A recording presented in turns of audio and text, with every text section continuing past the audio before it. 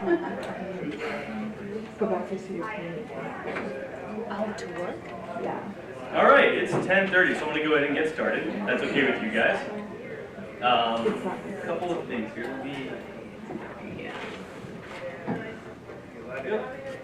Okay, so today I'm gonna talk about breaking things down, how we get alignment, and how we set goals for certain things that we're working on. My name is Oldaker. Been doing UX design and product management roles for the better part of 13 or 14 years. Currently at Westfield Insurance in a full-time capacity, and then I work with TopTal doing remote contract work, usually with a lot of startups. We do a lot of work there. We're dipping into the enterprise space at TopTal, but most of the work that I've done over the past 2 years have been with a number of startups. So I like to span that sort of enterprise space with the Westfield Insurance Company and financial tech and services. And then with TopTal, I like to spend my time working with a bunch of really smart people all over the world. Real quick, before we get too deep into my presentation, I do want to do something that I've seen done at other conferences. It's been helpful to me in the past. How many people in here are currently hiring for roles at their organization? Can you guys stand up? Okay. How many people are looking for roles or new gigs? Can you guys stand up? All right. Nice. Remember who you guys saw around here and try to make a connection after this. I always find that the value of places like this and events like this is always in the connections that you make, because you guys will be able to get this content online afterwards. So I hope that the relationships that you build here today are good and they help you find people and find each other and work together. So one of the things that I love to do is I love to talk about how we make things. The how being the processes and the ways that we approach our work. The we particularly being the people and the cultures that we build at organizations. Then the making, the actual get your hands dirty and start to do some of the work. And then things being the outcome. What did we spend our time doing and how did we deliver this and what kind of value did it provide? So I love coming to events like World IA Day. Carrie Ann is awesome. She does a great job organizing this stuff. She throws her heart and soul into it. So make sure you stop by Carrie Ann and say thank you for the work that she puts in, because this is completely a volunteer job. When it comes to World IA Day 2019, I wanted to talk about the topic of the year, designing for difference. Whenever I read through the description for this year, at first I was a little put off by it. I wasn't really sure what to do with it, and I felt like, I completely disagree with what we're talking about. For a number of reasons. Number one, after reading through the description, I thought, wow, one of the mantras that I've sort of lived off of in my design career is, if you try to design for everyone, you design for no one, right? And the description that I was reading through often spoke to that, like difference, all these different people, we need to take care of everybody. And I'm like, I just don't know if we can actually do that or if that actually leads to real results. And then I started thinking about the day-to-day. And one of the things that occurred to me is we are constantly making choices and saying yes or no whenever we have decisions to make. And that means saying yes to certain people and no to other people. So there is an inclusive nature to the work that we do. And it would be unwise for us to stop and not at least identify that in the process. And I think that getting it right for the target user is already hard enough, let alone trying to account for people that are edge cases or people that don't necessarily fall into that primary category of users that we're getting to. And then ultimately, selling design is already difficult. So how many people here are on the ground, doing constructive design work in an organization who feels like you have to sell what you do up the chain? Yeah. How many people are in leadership roles where you are the recipient of those sales pitches? Okay, so we got a couple. So convincing those people who are leading our organizations the value of the work that we do is extremely difficult, and it's not something that's often taught in terms of how to do it well, what it actually looks like. We're taught the hardcore tactical skills of hey, here's how you do research, here's how you do prototyping, here's how you do testing. But then that thing that actually comes before that, which is how we package it and sell the value of it to our organization, is something that's actually much more difficult. We will call it a soft skill. I don't think that's actually the case, and I think that's actually kind of demeaning of the people who are really good at it, because I think it's a tangible skill that we can all get to, but it takes practice, and it takes having some sort of framework to understand how the whole thing works together. And so when it comes to that, one of the common spaces that I find myself in whenever we're talking about what we do at work as UX designers or information architects is how much time do we get to actually do our job before we have to hand it off to have something built, right? And it's usually like this hyper small window at the very front of the project where we can like check off the UX box that we did UX or we handled our IA work. But ultimately it's like, how fast can we get it into the development pipeline so that we can build it and ship it? And I am all about speed with the work that I do at startups and even at enterprises. I think speed is the ultimate factor. But I also think that like that's also a common problem that we have to fight in organizations. And then we have leadership who like, they will scream from the top of the mountains, hey, we love UX, we want to be a design-centric and a customer-centric company. But do you really? Because your actions don't necessarily map to the things that you're talking about. Okay, it's really easy to be like, hey, this is the kind of place that we want to be, or the kind of way that we want to operate, or even the kind of way that we want to be seen as an organization. But that has to filter down into the people who are doing the tactical work on the ground, and we have to empower them. And if we don't, it can make the whole job really difficult. And then lastly, like resources. Like how many people in here wish they had more resources or time or budget on their team to go out and do the job that they feel like they're being asked to do? Yeah, that's going to be a never-ending battle. So, starting off from this position of how do we get people, sold on the idea of this investment, it's tricky. So what we're going to do today is we're going to try to do our best to break it down a little bit. I'm just going to give you my perspective, which is just one. We have a room of 20-ish people in here. We all have different perspectives on this. My goal here is not to tell you guys how to do it. My goal is to hopefully seed a conversation amongst the group, because we all have like war stories from this stuff, and I think everybody has valuable information to share. So first we're going to talk about goals, because I think goals are something that can drive the entire conversation if we do goals right. And goals can be tricky. And I think where I've seen the most success is know and define your KPIs, key performance indicators, the things that really move your business forward. And honestly, if you don't have KPIs that your organization has handed to you, make them up. Like, make them up and try to get agreement on what those things are between you and your leadership or you and your teammates. Try to start to create that conversation of working towards something that is a common thread that will spread amongst the work that you're doing. And then understand the mission and vision of your team and of the organization that you're working in. When we start by listening, when we start by taking that position of empathy for those around us and for our leadership, I think it changes everything. It's easy to like fight the bad boss, right? It's easy that you might have a leader who is asking you to do some things that you may not necessarily agree with. But if you step back and you really try to listen to them and hear them, it can change the tone of your relationship. And you can start to understand how to communicate to them better whenever they're not necessarily receiving the messages that you've been sending them. So I think if you start there, if you really start from a position of trying to understand, and you start from a position of how are we being measured for success, I think that sets you up for the best possibility for like shared success moving forward in your projects. And why listen? And we touched on some of this, building empathy for your leadership and communicating effectively. I think those are two key attributes that anybody in any position anywhere, regardless of design, development, library science, whatever capacity that we hold, to be an effective communicator and to work on getting alignment, you have to be able to do those two things first. Listen before you start to speak those things out. Which brings us to the alignment side of things. And what is alignment? I figured it's always good to start off with getting some common definition in the room around what we mean whenever we say alignment. And for me, it really speaks to three specific things. And that is an overall awareness of where we are and what we're working on and what we're doing. The direction that we're headed in, and the rhythm with which we are in and out of alignment. Because I believe it's, for me in my experience, alignment has been like a living, breathing organism or part of the culture and the way that you work.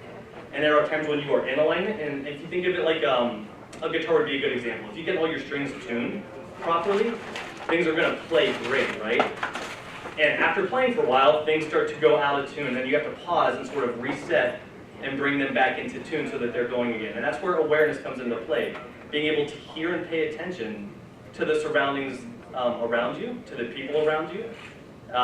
That's going to help you understand, like, hey, are we working towards the same thing here? Are we playing in harmony, or are we playing out of harmony?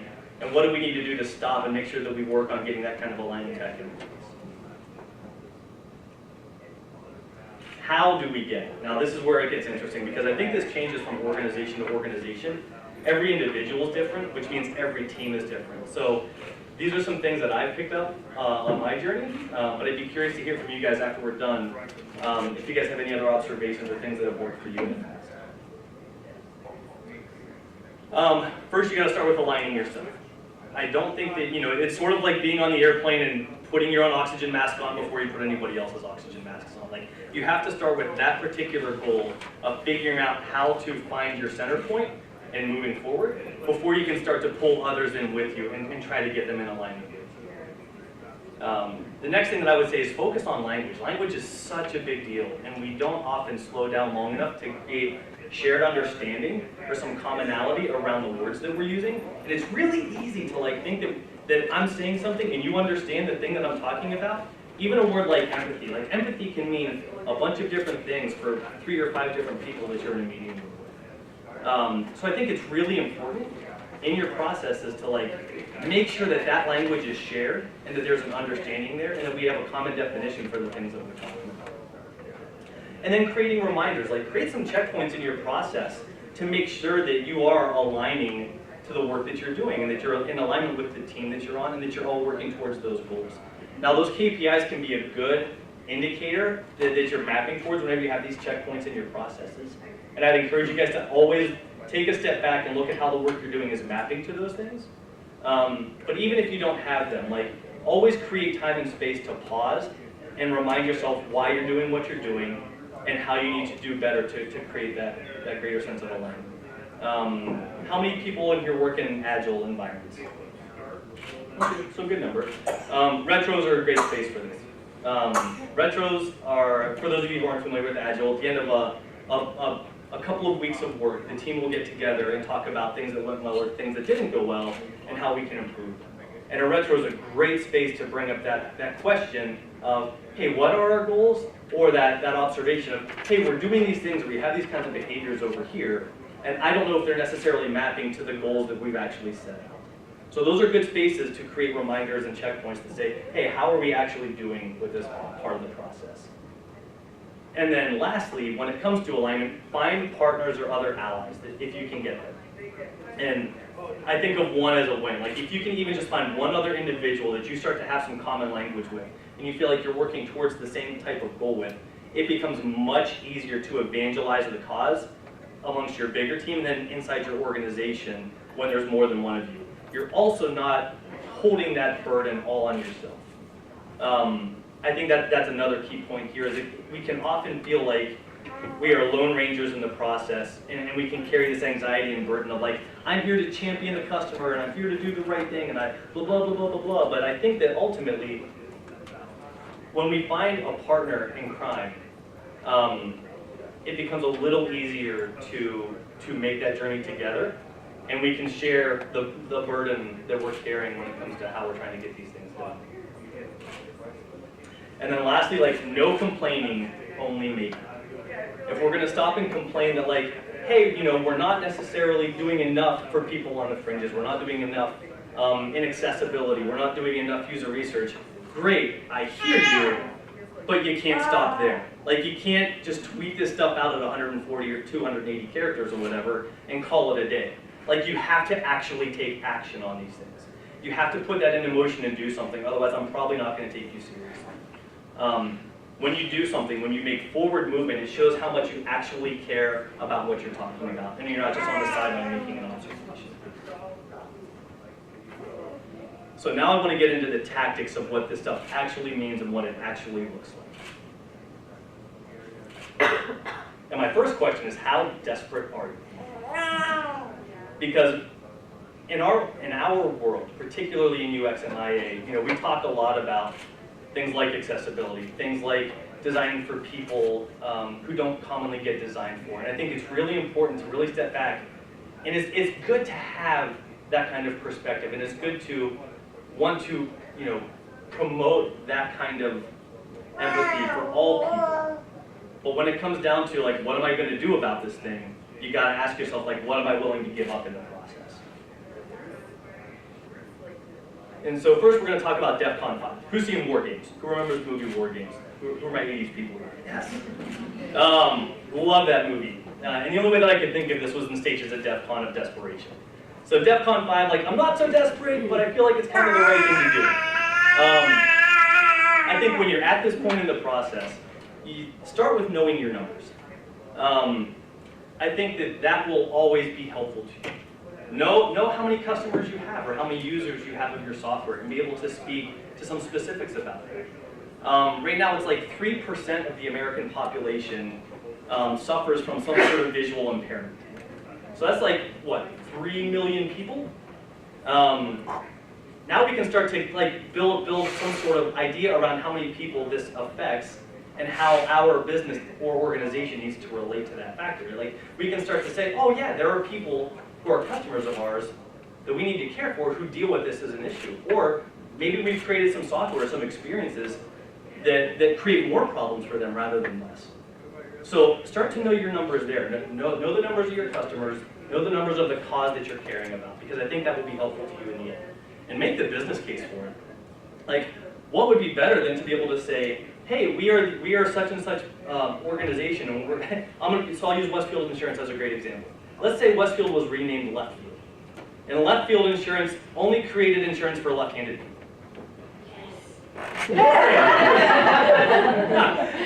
Awesome, right? I'm left-handed. Apparently these guys are. I know there's some other lefties in here. But now you've like cornered the market. Have you guys ever heard of a company that only creates insurance for left-handed people? Like, for those of you who are right-handed, try using your scissors with your left hand sometime. It is impossible to do. So like, I think there's ways of starting to carve out what this can mean for organizations in terms of business numbers. Like, we can say, oh, those 3 million blind people. We create experiences that really cater to that group. We can start to build real numbers off of what that market looks like, and what revenue will look like, and what profitability will look like. And I think those things are really important to do when you're talking about how we set goals and how we align to our organization, because you have to be able to speak their language. Getting down to appeal to brand. So I think it's really important that we get back to that mission and vision thing, and that you guys really understand the mission and vision that your organizations are on. And that when you're passionate about a particular cause, that you can map it and speak to how it fits into the brand that you guys are working for. How it appeals to that, how it continues to spread that message and deliver those brand experiences. And I think that's another path into your like senior leadership that says, these are things that are worthy of doing because it either makes sense on the business side or it appeals to brand. Now we're starting to talk some similar language again.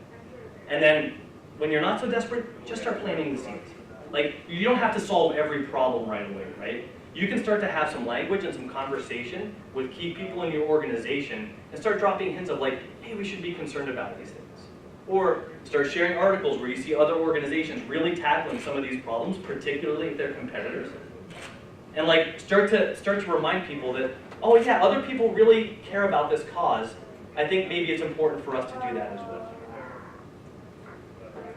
We're going to move on to DEF CON 3, which is, I have some passion around this topic, but I need to be careful how I navigate my organization or my teammates.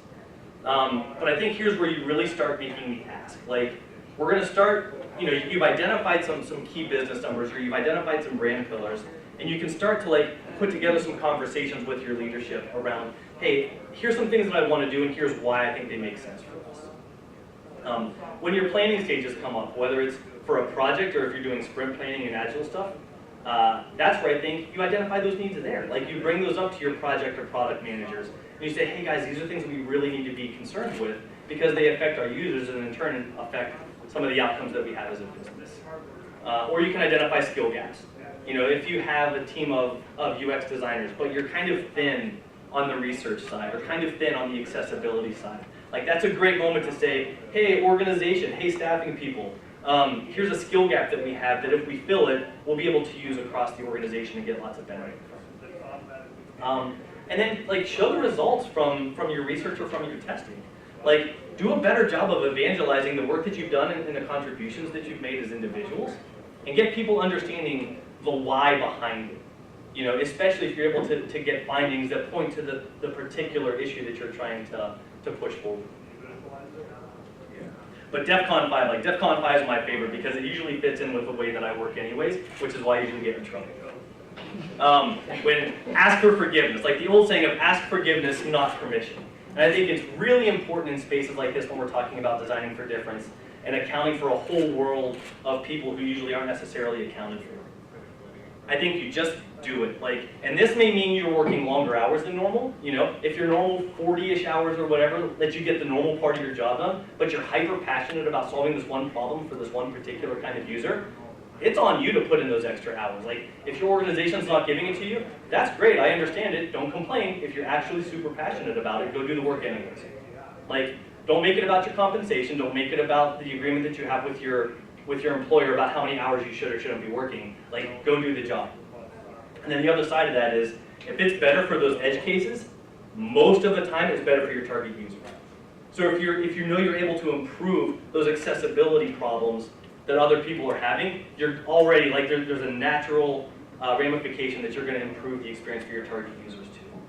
And again, show your results. Like, if you're going to go ahead and just do this stuff, and you get the kind of results you were looking for, like, really make sure that you get that stuff in front of the right people and start to make that case for, like, hey, I know I did this without asking, but this was a good thing for our organization, and I want to talk to you about how we can do this more, because I think we'll only see more benefit. And then outcomes. I think ultimately when we do a lot of these things, we will work on building empathy inside our organization, either for our teammates or for each other, because now we're getting down to some things that we really care about and the kind of work that we want to do. But we're also building increased amounts of empathy for our customers and the people who we're serving outside of the office. We're getting increased engagement. Like, you're really going to drive into the work that you do, and hopefully that plays out in the engagement with your customers and the people around you. You're building a more inclusive brand. Like, you're able to take a step back and work with your marketing department in your C-suite to say, like, hey, these are tangible ways that we're showing the public that we actually do care about people. Like, we're not just talking a good game, we're actually stepping up and doing the work that we're talking about. And then for you as individuals, like, a much higher degree of confidence. Like, take action. I can't ask that of you guys enough. If you're excited about something and you want to do something, take action and try to move that forward. You will fail sometimes, like you'll fall on your face, but honestly, I think that's actually where the confidence comes from.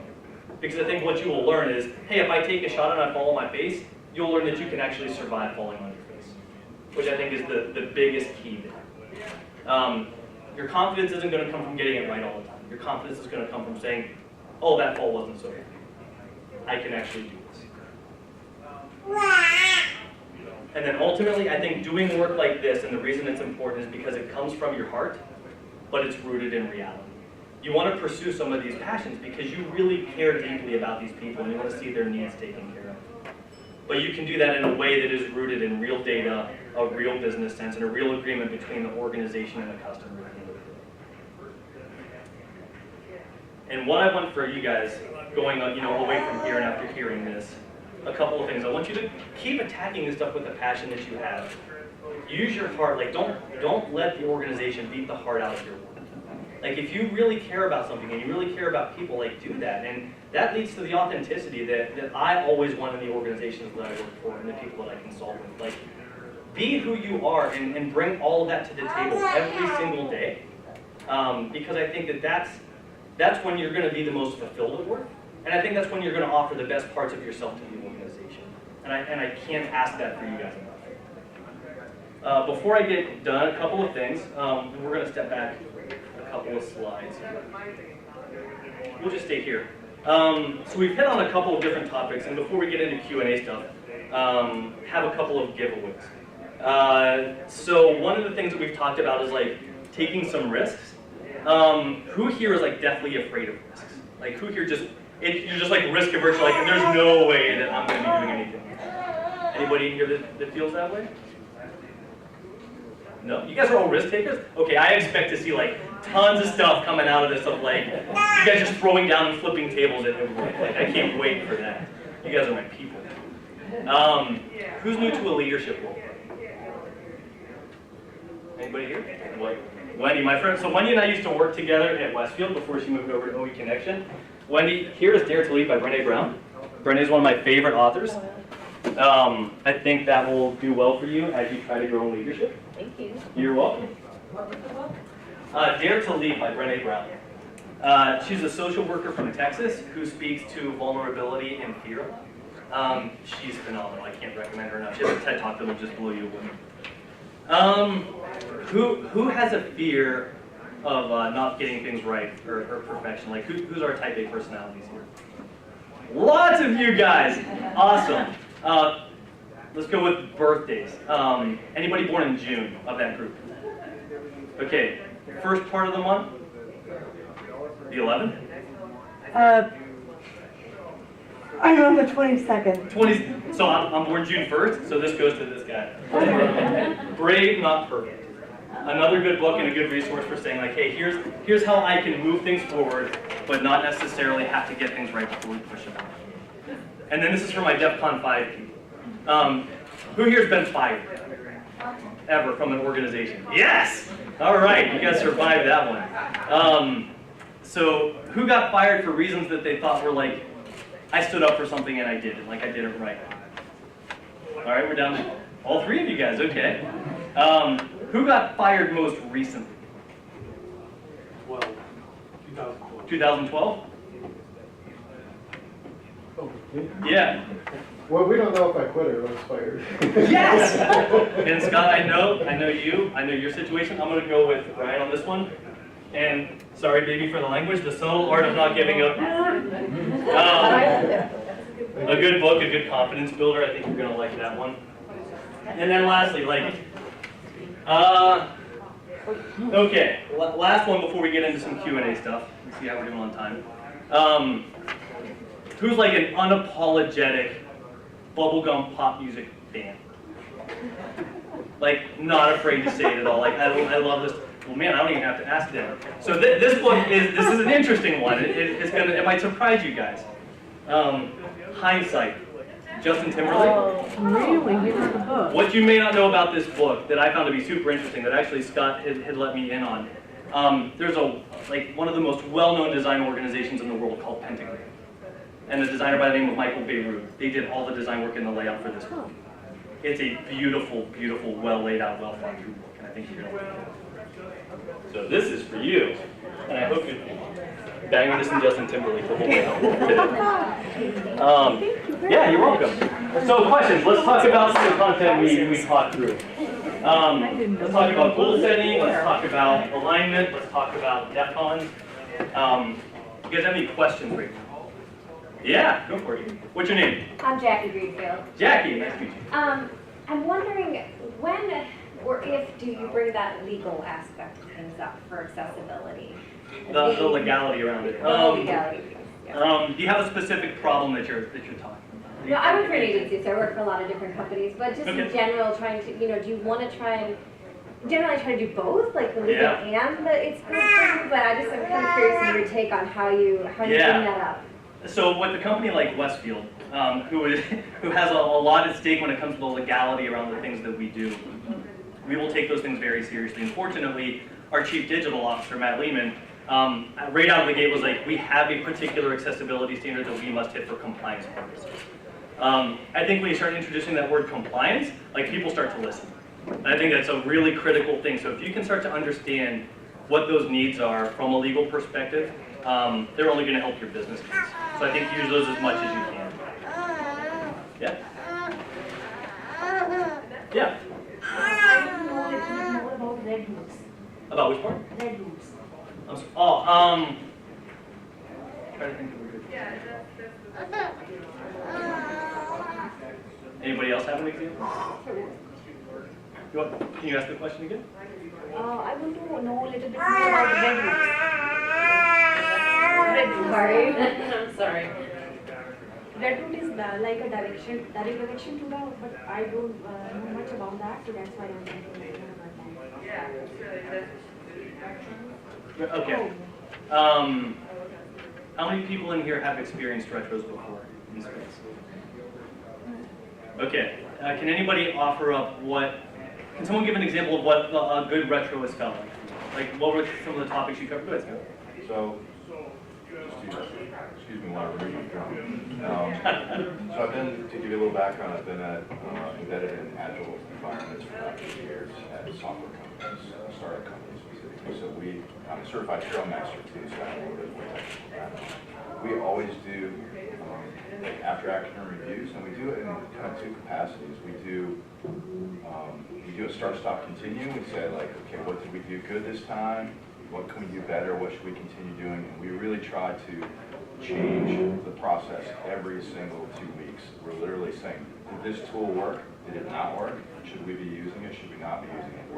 Very openly consider ourselves like tool agnostic. We're okay to switch tools. We're okay to switch processes. We're very open to, if it's not working, get rid of it.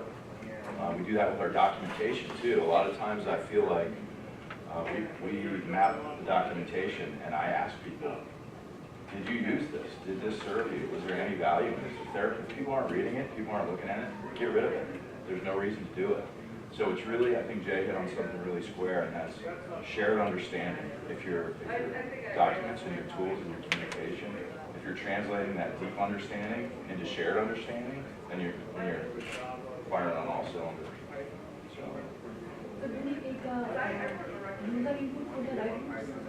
Because how a user will directly reach on the destination, so we don't need distraction in between.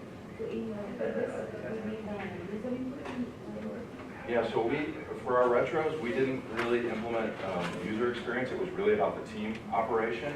But however, when I Scrum Master across multiple teams, I would do the teams in the same successive meeting, and then I would have them map. I would draw the timeline out, and I would actually have people map, tell me what your highs were and tell me what your lows were. Because a lot of times if you're working with a coworker and you're like, man, that person just gave me a ton of extra work this sprint, and that was a low for you, what you don't realize and what you don't hear is how the other person might say, wow, Jay really helped me this sprint, and that was a high for me. So it really balances you out. So when you start to hear that from other people, you feel better about not being on track with what you wanted to accomplish. So it's really important to have that communication amongst your team, in my opinion. So that's all.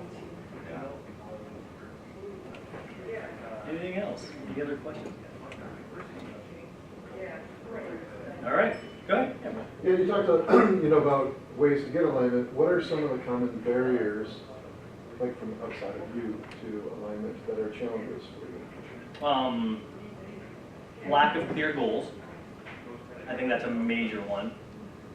If you don't have the right direction, people are going to head in their own directions and think they have their own goals that they're working towards.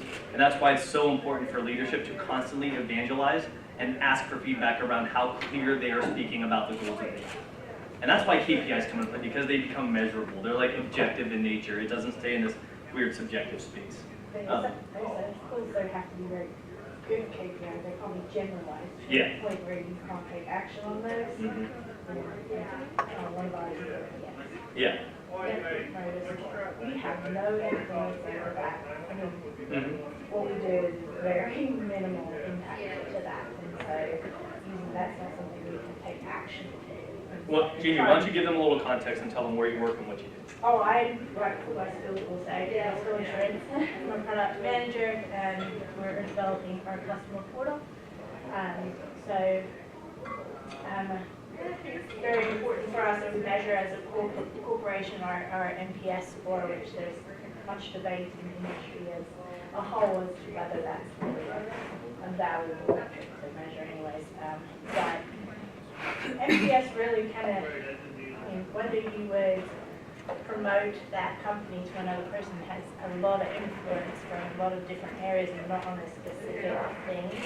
Unless you're asking specifically about that situation, it's not a good metric. So, pushing back, and we've done a lot of that, pushing back to our higher ups.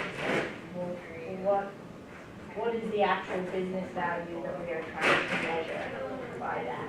So getting actual measurable things that we can attack. So I can reducing the number of calls into our claim center, then that's a measurable thing that we can do.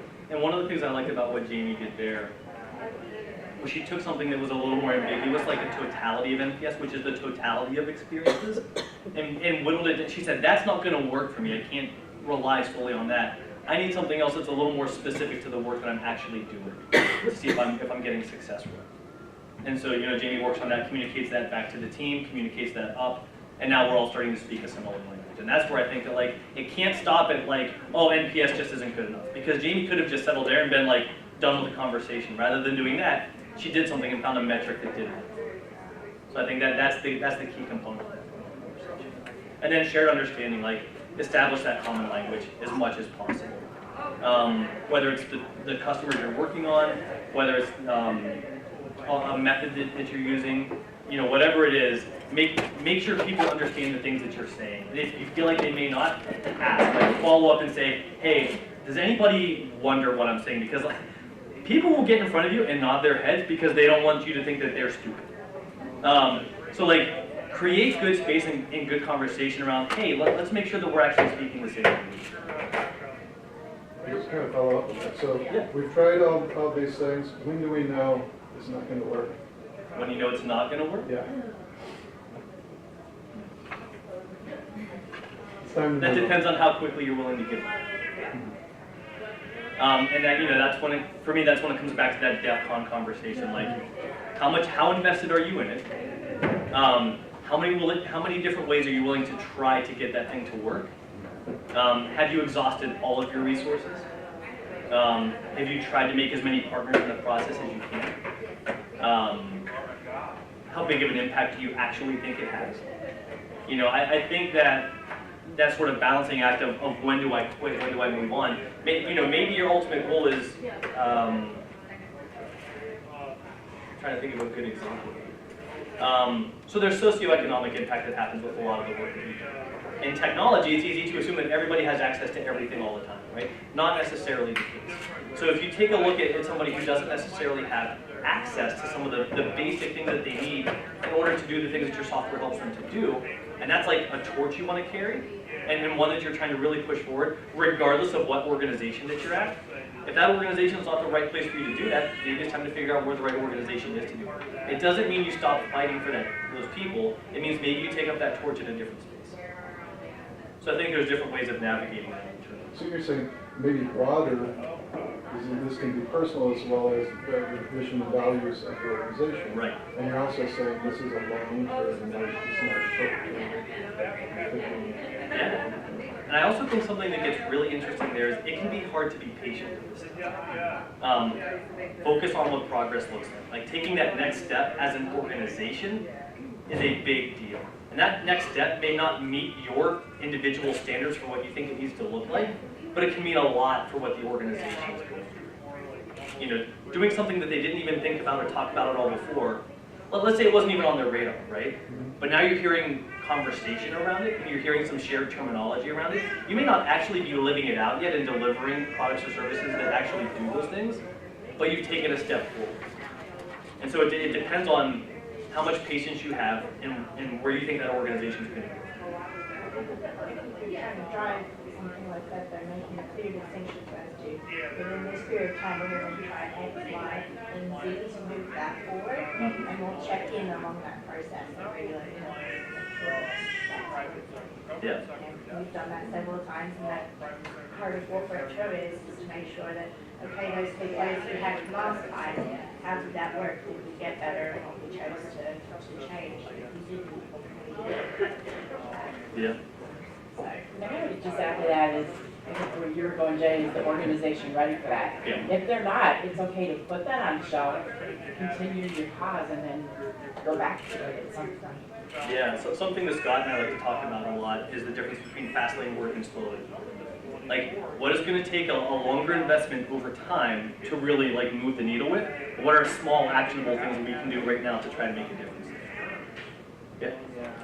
I would challenge you to go smaller, and I'll give you a great example. I'm actually adopted, and I adopted a little baby girl, and one of my slow lane things is to change the way we do adoption in the United States. I can't change that, but what I can do is meet with people who want to adopt, and it has a huge impact on how I communicate that, how that works. So those smaller if you can, make an impact.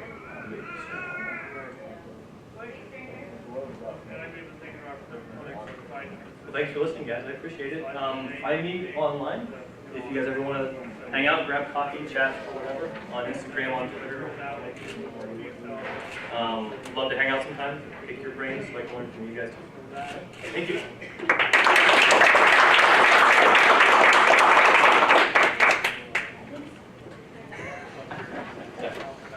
None of my coworkers heckled me. I don't know what to do.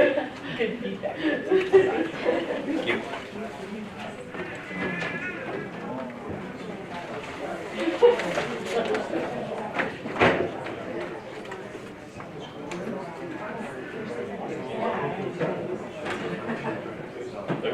Oh, yes. Well, I usually come there. I can't sleep, I gotta get up.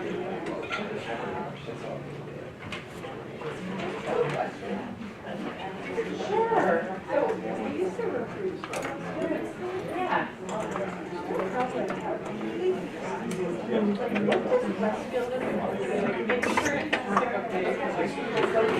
Are you staying in this room for the next one too? Yeah, Okay. that's probably why I came here the first time. Last year? Hey, how are ya?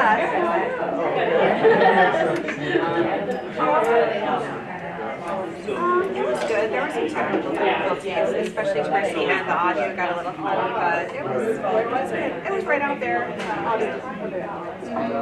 Yeah, it had its monitors, two big screens. It was definitely good. Yeah,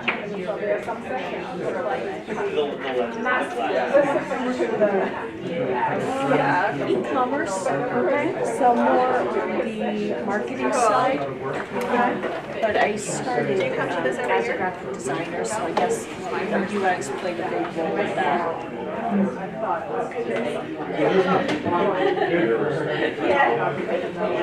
But yeah, I see the point.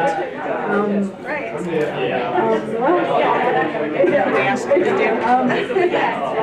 It's awesome. It's actually a very unique position. I find it to be the best job in the whole part because I'm in art. Okay. I got arrested. Assistant for the overlap. Okay, gotcha. And my main responsibility is that the associate rec center. So essentially, I run the place where folks can go during their downtime to eat or watch TV or things like that, or play games. We have